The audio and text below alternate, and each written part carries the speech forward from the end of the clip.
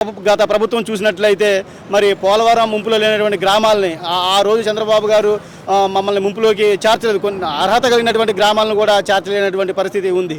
కానీ వైఎస్ఆర్సీపీ గవర్నమెంట్ అధికారంలోకి వచ్చిన తర్వాత మరి మా ప్రాంతంలో ఉన్నటువంటి మరి ఉమ్మడి తూర్పుగోదావరి జిల్లా ఎమ్మెల్యే అనంతబాబు గారు కానీ, రంపచోడ నియోజకవర్గంలో ఉన్నటువంటి ఎమ్మెల్యే నాగులపల్లి ధనలక్ష్మి గారు కానీ మరి చొరవ తీసుకొని విలీన మండలాల్లో 4 మండలాల్లో సుమారుగా 32 గ్రామాలని ఫస్ట్ ప్రయారిటీలో తీసుకొచ్చి మరి ముంపు జాబితాలో చేర్చడం జరిగింది. ఆ రోజుల్లోనే సర్వేలు చేయడం జరిగింది. ఆ సర్వేలు చేసినటువంటి గ్రామాలకే ఈరోజు మరి డబ్బులు ఇస్తూ ఉన్నారు. కానీ కొత్తగా ఉన్నటువంటి ఏ అయితే నిర్వాసిత గ్రామాన్ని కూడా నేటికి చేర్చలేనటువంటి పరిస్థితి కనపడతా ఉంది.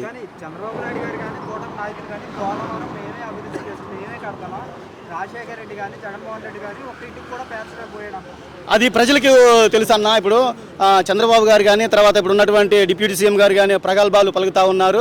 పోలవరం ప్రాజెక్టు ఏ మేరకు ఎవరు చేశారు, నిర్వాసితులకు ఎంత న్యాయం చేశారు అనేది ప్రజలకు తెలుసు. వాళ్ళు ఎన్ని మాటలు చెప్పినా కానీ ప్రజలు నమ్మే విధంగా లేరు.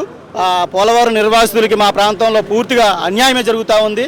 పోలవరం ప్రాజెక్టు కోసం మరి రాష్ట్రానికి త్రాగునీరు, సాగునీరు వేరే ప్రాంతాలకు అందించడం కోసం సమితులుగా మేము అక్కడ ఆ ప్రాంతంలో బలవుతూ ఉన్నాము.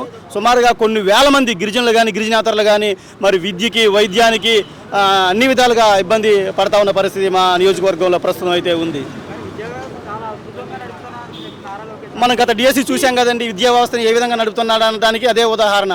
గోల్డ్ మెడల్ వచ్చిన వాళ్ళకి పక్కన పెట్టే సిల్వర్ మెడల్ వచ్చిన వాళ్ళకి ఉద్యోగం ఇచ్చినట్లే ఉంటుంది ఈ ప్రభుత్వ విధానంలో.